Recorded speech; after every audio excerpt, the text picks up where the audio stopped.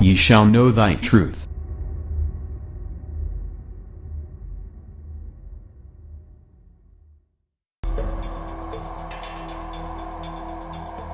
What's going on, everyone? It's Jaronism, back with another video for you today.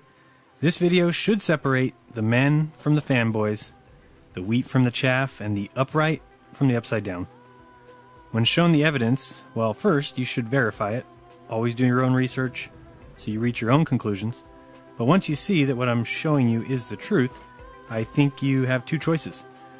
First, you can admit that there are some serious problems and then join in this fight for truth, exposing the liars and spreading the word and trying to end this time of deception. Or two, you can stay asleep, write some hateful comment. This way you feel better about that lie you're living, continue fighting on behalf of the liars, doing their dirty work, and in the process continue to hold back humanity, while we all continue to be scammed by those whose goal is to deceive and dumb down each and every one of us until not a single rational or thinking human being remains. H.L. Mencken said in December 1919, "The most dangerous man to any government is the man who is able to think things out for himself. Without regard to the prevailing superstitions and taboos, almost inevitably, he comes to the conclusion that the government he lives under is dishonest, insane, and intolerable. And so, if he is a romantic, he tries to change it. And even if he's not romantic, personally, he is very apt to spread discontent among those who are." The globe is in trouble, because once that alarm goes off,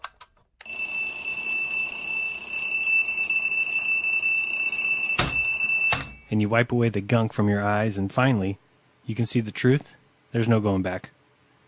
You can't unsee the truth. You can't reapply the grogginess and the gunk. You're awake. And while you still might have to decide what to wear and what route to take to work, one thing you do know is that you can't go back to sleep. So what is it that you will know or realize by the end of this video? Well, you should realize that Antarctica is not what we've been told. So let's get it on with the evidence. Now think for some pretend second here that we're on a ball in the endless space, spinning on an axis. Such place would have two very interesting locations, a North Pole and a South Pole. The North Pole is pretty well documented, and there may be more to find there, but the place that we're going to discuss today is the southern continent, the South Pole. The Antarctic Treaty prevents countries from laying claim, prevents any kind of military action, and prevents you and I from going and taking a look. Luckily, we can review videos and webcam footage to get an idea of what exactly is going on down there. Now, let's say we are trying to prove the globe or trying to prove it's flat. Should be very, very easy, right? I mean, on a globe, we would have a 24-hour sun in the southern summer. That means that the sun would circle the continent.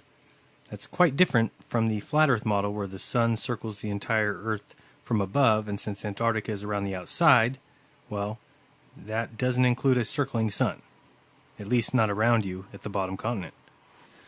Okay, let me show you what the difference between the two options would be. First, we're here at Neve.com, and the link is in the description if you want to check this out. And for someone at the pole, this is what we should see. I'm in Antarctica. It's December 19th. And we're going to start moving the clock here ahead just hour by hour to see what the sun does, or should do on a globe. We're at midnight here, so we're pumping ahead 2, 3, 4 o'clock. And you'll see the sun just does a 360 around the southern continent, which should be really evident and great proof of the globe. Show a couple video camera feeds or webcam feeds of that sun doing exactly that and shadows making a 360-degree turn. And there's your proof, flat Earth, dead in the water.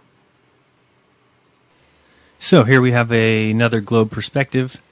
The sun standing still there on the left, and the bottom of the bogus ball would be rotating clockwise, causing the sun to shine 24 hours a day on the South Pole, which is vastly different than if we are looking at a flat Earth. Whereas a flat Earth with the sun making the trek daily around the Earth, somebody who is standing near the South Pole or in Antarctica would always see the sun coming from their northeast and heading off to their northwest. And so they would see something a little bit more like this image, which shows you exactly what I believe we are seeing. On the top there, I put a little view of what it would look like from Antarctica, and you can see the sun starting in the upper right and traveling to the left and heading out towards the northwest. Okay, so we now understand what we should see if the globe were the case. If the sun actually circles the southern continent and the Earth was a globe, then this should be absolutely easy to prove, right? There would be a ton of evidence of this easy to prove fact. Isn't that right? We should have video footage in abundance of the sun circling the continent, causing the shadows to do 360-degree turns around an item. I hope you agree with me. If you're capable of using your mind, and that since video recording has been around, that there is no reason to not have numerous examples of this so-called 24-hour sun. So let's take a look and see what we find. First up, a South Pole video, a 24-hour time-lapse. Oh good, 360-degree shadows. Let's watch. Here it comes. Alright, so here we are at the South Pole. No way of faking this video, huh? But let's watch anyway and see. So we have some flags starting around 9 o'clock, heading towards 6 o'clock, and then they'll be heading up from 6 towards 3. Watch the tracks there in front of these small flags. Just keep an eye on those tracks here in a second and make sure you note where they're at. And we'll see that the front flags are rotating around almost to 3 o'clock now. The back flags look a little bit questionable, if they are even moving in a circle. And so now we're at 3 o'clock, so we're halfway there. And we'll be heading towards 12 o'clock, but oops, here comes some bad weather. And what was that? They just took the flags. Alright, so those flags are gone, and you can look at the ones at the top that do look like they're moving, but if you look for the tracks at the bottom, looks to me like a completely different day. Certainly not proof of a 24-hour circling sun. Not by a long shot. Alright, let's move on. Let's check some webcam footage. Well, here we are, folks. 90 degrees south, Amundsen Scott South Pole Base and Station. And here we have a ceremonial marker erected by everyone's favorite traitors to humanity, the Freemasons. Can we give them a round of applause? Now, settle down, settle down. Come on, they're just like us. Only dirtbags. Alright, so here we go. We're looking at this webcam footage. I'll leave the link in the description. We're looking from February 2012 all the way to April 2014. Started at this one here. And let's watch the shadow as it does its 360, proving the globe. Or maybe not. We can watch the shadows on all these webcam videos, and we can see that never do the shadows complete a 360-degree turn. In fact, never is there a video of an entire day. We could look up here and see at the time that it will go through in 6, 7, 8, 9, 10, 11, 12, 1, 2, then it will skip to 10 for no reason. Remember, these are the webcam videos supposedly for the purpose of showing us the 24-hour sun at the South Pole. And we can see that the sun goes by the horizon there, right to left. But does the sun go behind us? So watch these shadows and you'll see them start, grow, and then skip. Start, grow, and skip. So what they're showing us is proof of absolutely nothing other than the fact that they have edited these webcam videos. You may also notice that these shadows start long, then become short in the middle, and then go long again, which would be the case on a flat Earth map where the sun is coming from your northeast and far away, which would cause a long shadow. As it passes the horizon, it would be even with you and cause a short shadow, and as it leaves, heading off to your northwest, it would again cause a long shadow. But one thing should be evident, that these are all edited and cut. So again, you can watch the sun as it comes from your northeast, across the horizon, and then takes off to the northwest. The sun does not go behind us as would be required in a 360-degree sun path around the southern continent. Clearly, this shows us, if anything, that trickery is afoot. And this is not just one of the months. This is not just 2 of the months. It's not just 5 of the months. This is every month that they have a webcam video for. They have edited and cut out part of the day. And these are during the main months, which are January, December, and November, the southern summer. In this video, let's watch this green flag down below. You'll see it starting around maybe 7 o'clock, 8 o'clock. Rotates around to about 2 o'clock and then resets. Rotate around, reset. This is obviously a lie. This is obviously not what's going on. Why don't we get to see the sun do a 360-degree turn around the southern continent? Now remember, this would be pretty good evidence and proof with a globe, because it doesn't work on a flat Earth to see the sun go around the southern continent. However, on a globe, it is something that should be really evident and should be seen in every single summer video from the South Pole. But again, watch the flag. It'll start around 8 o'clock, rotate around until it gets to 2, and then reset and start over.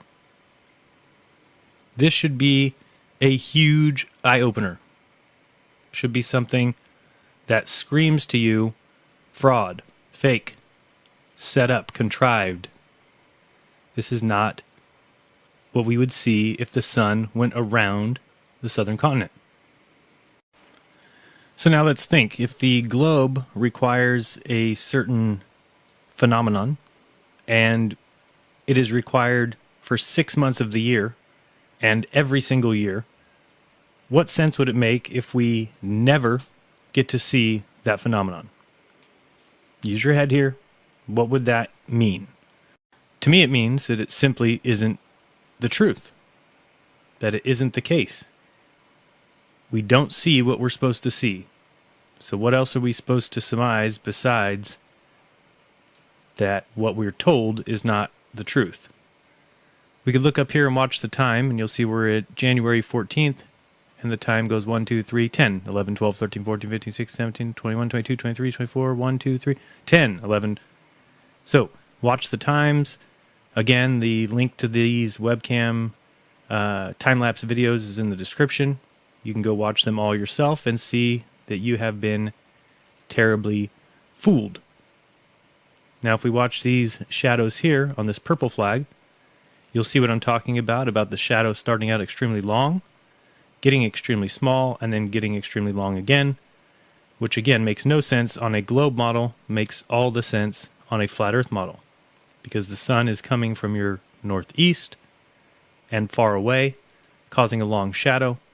Then it crosses the horizon, causing a short shadow, and then escapes to the northwest, which would again cause another long shadow. So I would love it if somebody, anybody, would tell me what reason could they possibly have for editing these webcam time-lapse videos in such a manner. Why not show us one complete day where the shadow simply does a complete circle? In fact, they should be able to show us probably at the very minimum 2 months straight. That's 60 days or more where the sun does nothing but circle the southern continent. In fact, it's supposed to be more. But at the very least, this is at Amundsen Scott South Pole Station. There should be non-stop continuous shadows circling these flags. But is that what we get? Or do we get cut up and contrived fake webcam footages? Or at least edited? This is just a quick diagram in case you don't quite understand what I'm saying about the shadows changing from long to short to long. If you think of the sun starting in your upper right here, its shadow would cause a long shadow of the stick that you see on the left. And as the sun moves to the left, when it's in the middle there, it would cause a short shadow, which is right in front of us on the bottom. And as it continues off to the northwest, which is on your upper left, that sun would cause a long shadow on the right, on the bottom right. And that's what I'm talking about when I say that the shadows grow from long to short to long.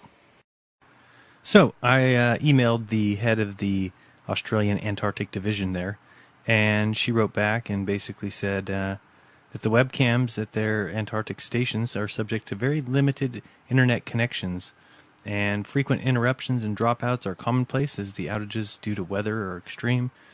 Very slow bandwidth means we are unable to have constant streaming video. The time lapses you see on our site are stitched together from photos generated every 15 minutes, and basically saying that there'd be no way that they could have data from a whole entire day.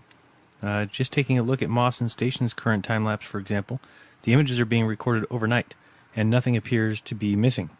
If you do notice anything absent on any of our webcams, please let us know the specifics so we can investigate any potential faults, or even maybe restore images where possible.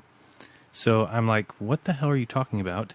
Why don't you have complete day's videos? You're cutting them yourself. So I wrote back, and she responded with, "Hi Jaron, I've spoken to our web manager, who was not available earlier. He let me know that some frames are actually missing by design. Because the webcams were set up so long ago, he had forgotten about a script he had written to omit frames that are mostly all black to save on space, bandwidth, and overall quality of the video. Chunks of time with just black screens are a bit of a waste," he said, "that if there is any reasonable light source in the image, then the image would not be omitted, and that the missing frames are based only on the amount of light in the image. Thanks for your email. We will now add this to the FAQ for future webcam visitors." And if you can't tell, this is complete and total horseshit, because what we were just looking at was the summer months when there is no night. It's supposed to be 24 hours of sun going around. Why are those images omitted? So I said, "Jen, I still think you aren't quite understanding what I'm saying. If you have time-lapse webcam footage from the Amundsen Scott base, then why is there no 24-hour sun video? You guys have cut and edited every single video. Why? It makes no sense with your answers below about black screens. Please explain. For example, watch all videos for November, December, January 2011, 2012, 2013. And the most recent email, which came earlier this week, said, "Hi Jaron, the Amundsen Scott Station is an American facility, and for all inquiries regarding their webcam footage, you need to contact them. The information and explanation that Jen provided below still applies to ours. Kind regards, Denise." So I have emailed all the people at the NOAA and the NSF, and we were waiting to see if they've got anything new to say besides just the same nonsense responses. So again, I've sped up this camera footage just a little bit to get you some more views of these time-lapse footages, but it's all much of the same. You'll see shadows going halfway around and then resetting.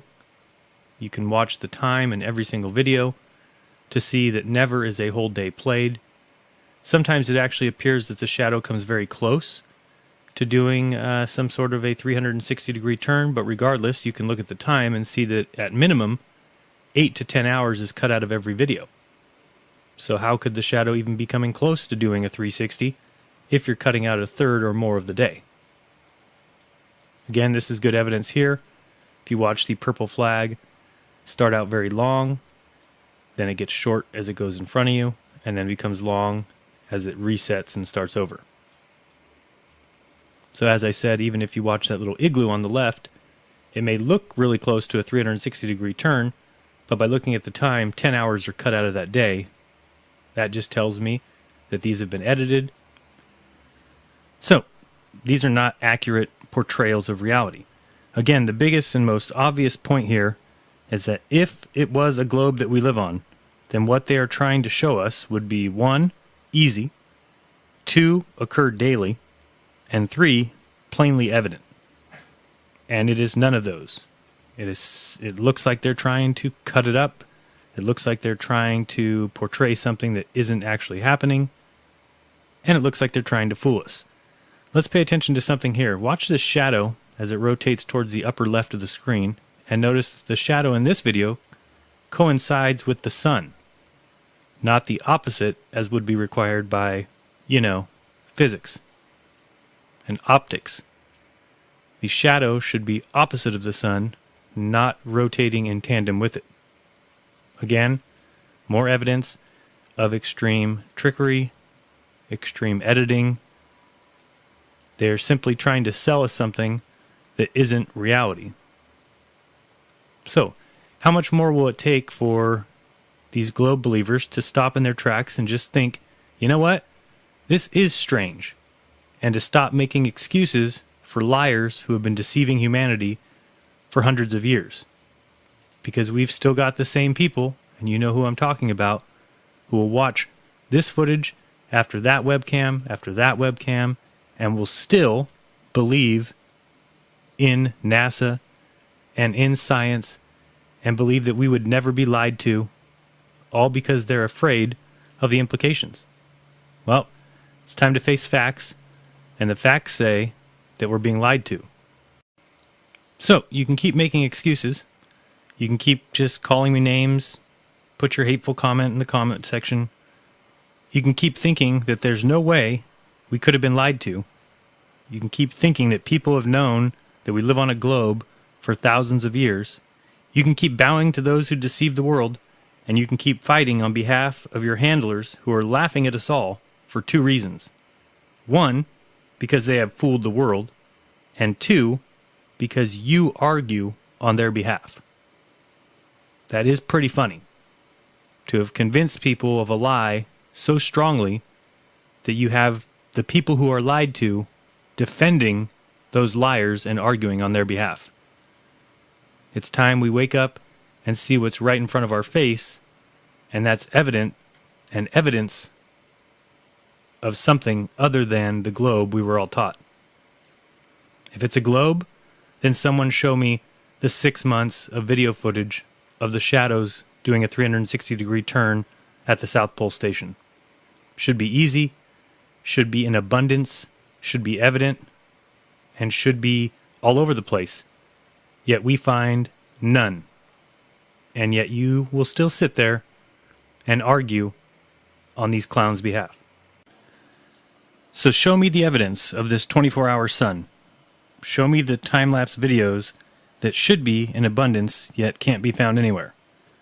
Now, you may find a video out there somewhere that shows one day of the sun doing something like a 360-degree turn, but where are they in abundance? Here's a video someone sent me. I don't want to use it for copyright reasons, so I have a link in the description below, and I'll point out 3 things for you to watch when watching this video. I'm sure you've actually seen this video before, the one with the watch in the lower left-hand corner. But take a look first at the shadows, or the lack thereof, of these mountains. Then look at the shadows of these poles or sticks off in the distance. And lastly, look at the shadow of this huge mountain. And finally, watch the sun rays that come from this sun and tell me this is reality. Now, someone is clearly playing stupid here, folks. We're told and taught as youngsters that Antarctica is a continent on the globe bottom, and we've just looked at tons of time-lapse footage, and in every single video, someone has cut out and removed the one damn thing anyone would want to see. Can anyone explain this? Can anyone explain this lack of evidence? Does it make any sense at all? Any at all? Does it? The sphere with a South Pole makes no sense, does it? A plane doesn't dip for the curvature, does it? It's concrete. The globe model has no truth, does it? So anyway, anyone got any good ideas of what to do with this globe model? Get him a body bag! Yeah! All right. I totally agree. Get him a body bag. It's over. He's done. He's got nothing left. You stay focused. Whoa. Miyagi's right. Gotta stay focused. I mean, sure, the globe is having issues, but so many people think of it as fact, simply because someone told them. No time-lapse footage of the sun doing 360 degrees around the southern continent, but it's still believed as fact. Alright, staying focused. The Freemasons live by a slogan, nothing is true, everything is permitted, so that they can keep us all in the dark regarding our true potential. And one of their very best tools is the southern continent of Antarctica. They used the Freemason Richard Byrd to push the lie They erected the geographical South Pole as a ritual. I mean, Byrd had taken many trips to the North and South Pole, and in case you didn't know, his brother, Harry Byrd, was a governor and a senator, and did all of this work from 1916 to 1965. Both of them born to one of the wealthiest families in Virginia, and a member of the Federal Lodge No. 1 in Washington, D.C. These men will lie for each other and go to bat for each other, and all of them will back each other no matter what.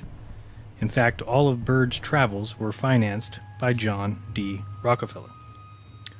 Now, who knows how deep Richard Byrd goes in all this, and exactly to what depth he was involved. He died, or was killed, not too long after Operation Deep Freeze, and his only son, Richard Byrd Jr., was found dead in a warehouse almost a month after his family had put him on a train. Every Mason will tell you that the art of Freemasonry is a glorious example of a most shining and noble morality, yet it's all kept a secret. They tell the lies that keep the world in argument. Now, for some evidence of this Freemason trickery, look no further than the current Guinness record holder for the North-South surface navigation, Sir Rand Fiennes. You can click here for an entire video showing that there is no north-south circumnavigation. And after you've watched this video and that video, if you still believe in the model we were all taught, well, then no evidence exists that will ever get you away from the lie that you love so much. Of course, you know about Freemason Robert Falcon Scott. Of course, this is where we get the name of Amundsen Scott from. You've also heard of the Ross Sea, I presume, which was named after yet another Freemason, Sir James Clark Ross. How about Sir Edward Hillary? Yes, another Freemason, member of the first expedition to cross Antarctica and reach the South Pole by land, doing so from 1955 to 1958. Or we can look at Elisha Kane, who was just another Freemason, also an explorer that is famous enough to have a crater on the moon named after him, and he did his journeys in 1853. Of course, in 1909, Robert E. Peary reached the North Pole, and in 1911, Roald Amundsen placed the flag at the South Pole. Yes, Peary and Amundsen were both Freemasons.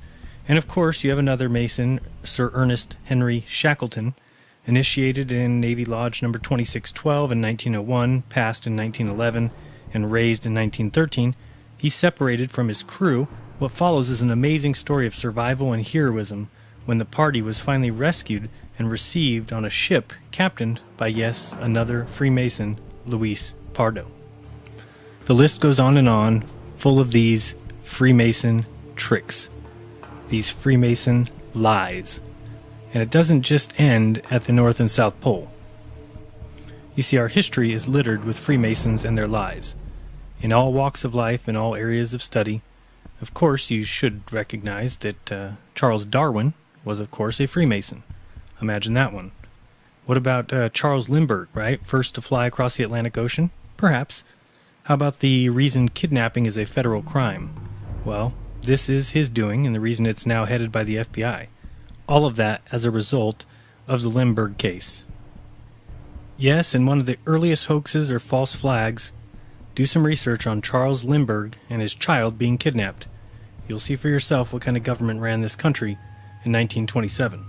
And maybe he was the first to cross the Atlantic solo. I can't say that he wasn't.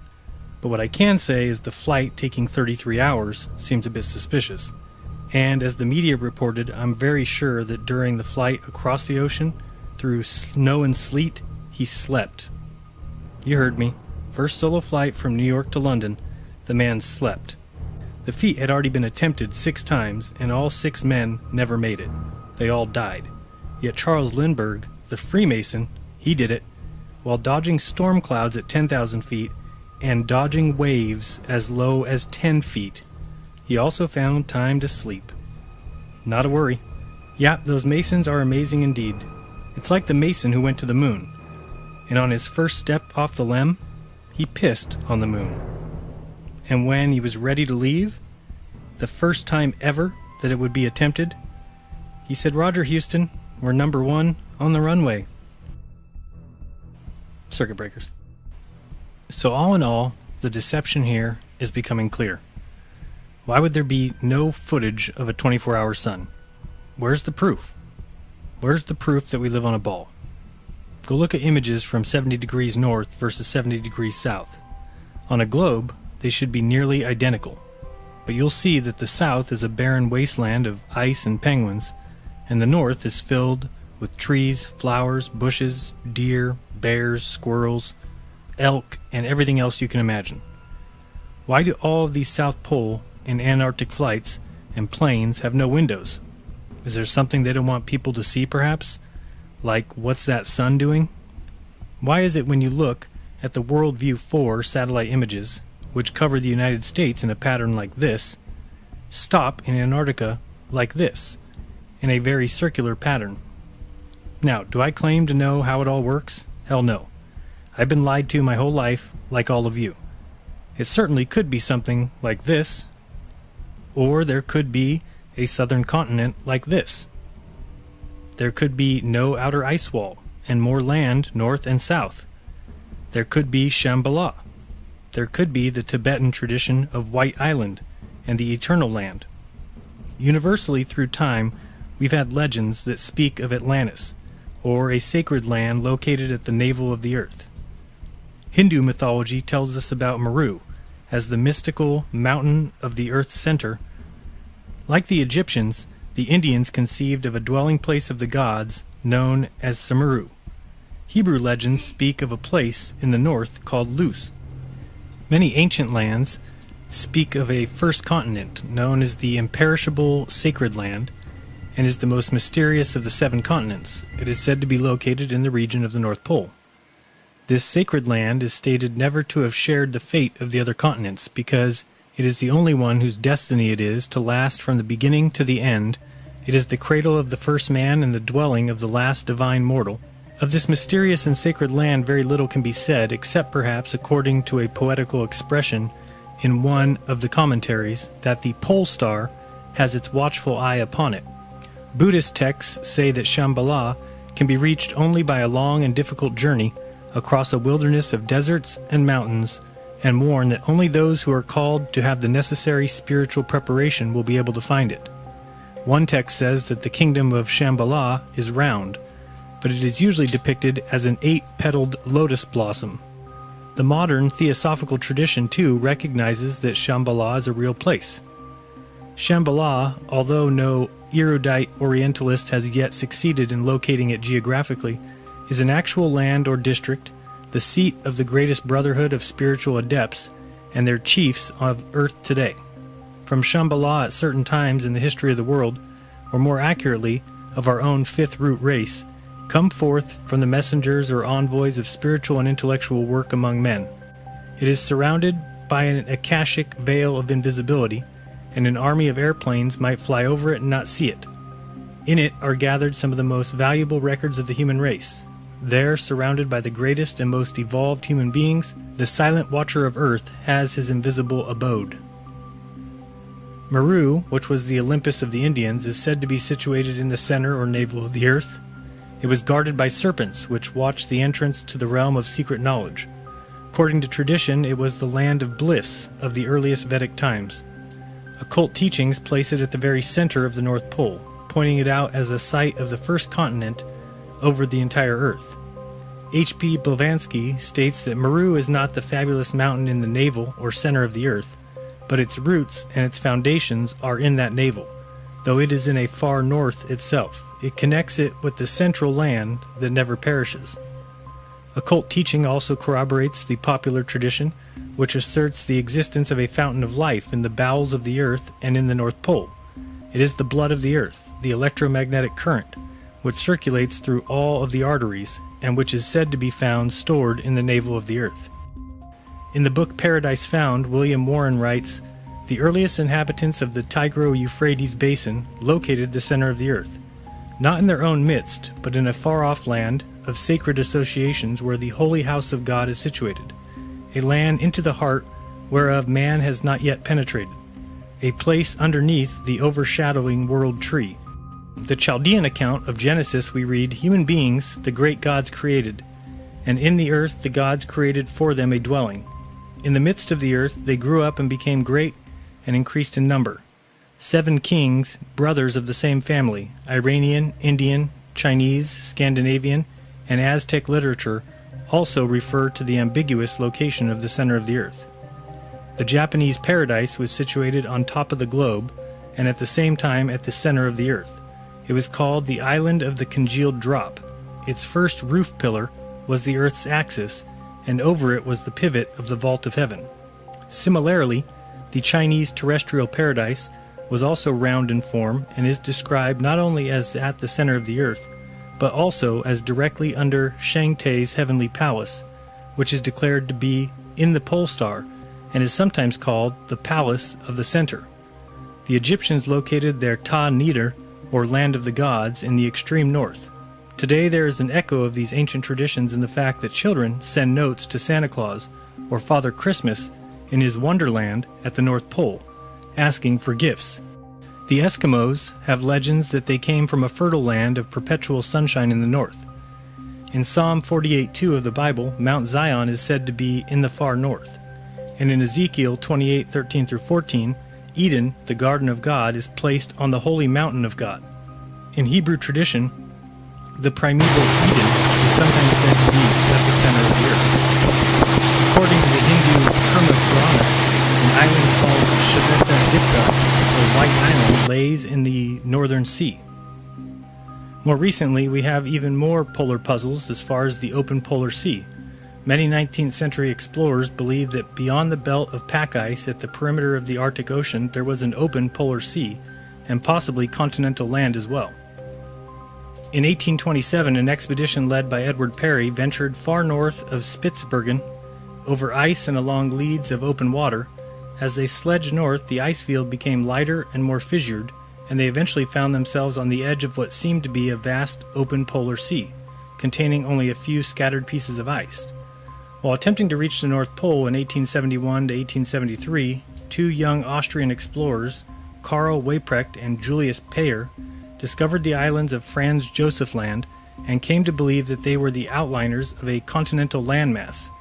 Lieutenant George Washington DeLong hoped to find this land, and in 1879 he sailed in the Jeannette through the Bering Straits into the Arctic Ocean, planning to take advantage of the warm, north-flowing currents, which he believed would open a way through the pack ice. However, in June 1881, his ship sank in the pack ice northeast of the New Siberian Islands, a tragedy which DeLong and many of his men did not survive. Early Arctic explorers reported seeing birds and animals moving north as winter was setting in, instead of going south, and inferred that they were headed to a warm land that must lie in the north. Parry once experienced a heavy fall of black dust in Greenland and thought it might be volcanic dust from the unexplored land to the north. In 1904, Dr. R.A. Harris of the U.S. Coast and Geodetic Survey published an article explaining why he believed that there had to be a large body of undiscovered land or shallow water in the polar basin northwest of Greenland.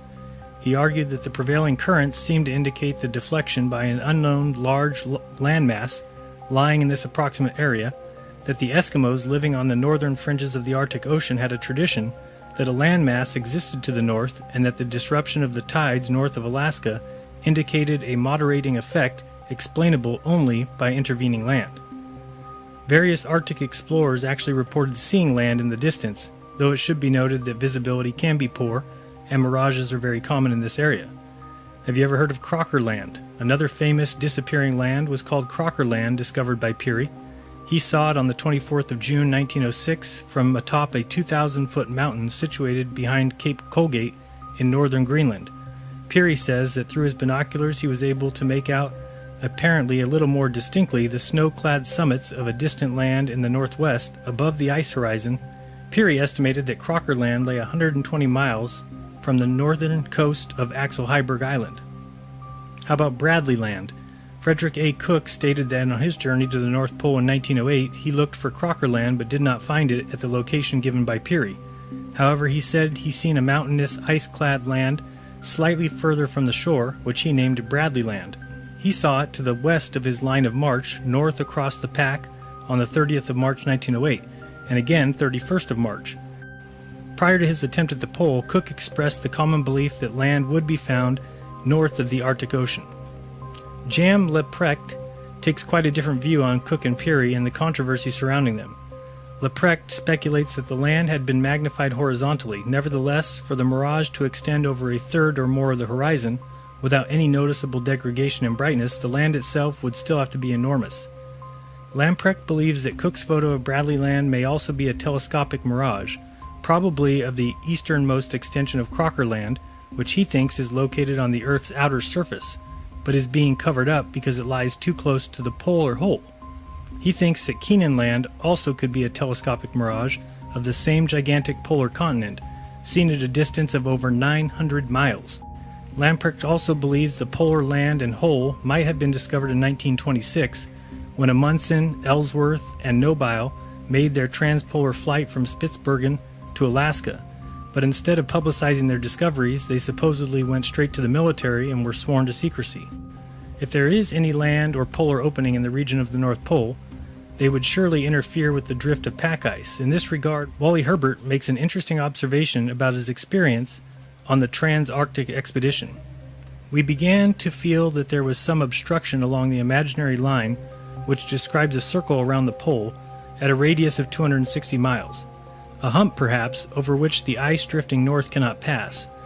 Nansen had faced a similar problem during his epic drift in the Fram. After the first 18 months, it had become evident that the 13-man crew of the Fram were unlikely to come any closer to the pole than 300 miles unless they left the warmth and safety of the ship and set out on foot. Although it is often said that the Arctic Ocean and seafloor have been thoroughly explored, it should be borne in mind that this ocean is 1.5 times the size of the United States of America, so the possibility of a small opening or island with a tunnel having gone undiscovered cannot be absolutely ruled out, and as far as the possibility of a cover-up is concerned, well, it's worth noting that according to some mystical and esoteric traditions, certain sacred areas of the earth are protected and concealed by the exercise of occult powers. Many people have asked about the 24-hour sun in the south. And while we know that there is no 24-hour sun, we don't know that there's no 24-hour light. If you take a look at a couple of these images, you'll see that if we put anything past these guys, that would be a mistake. The ability to easily reflect or deflect the sunlight, or could it simply be an atmospheric effect?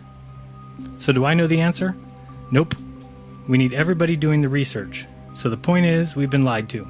And step one should be pointing out the lies and exposing the liars. Then we will have people everywhere searching for the truth.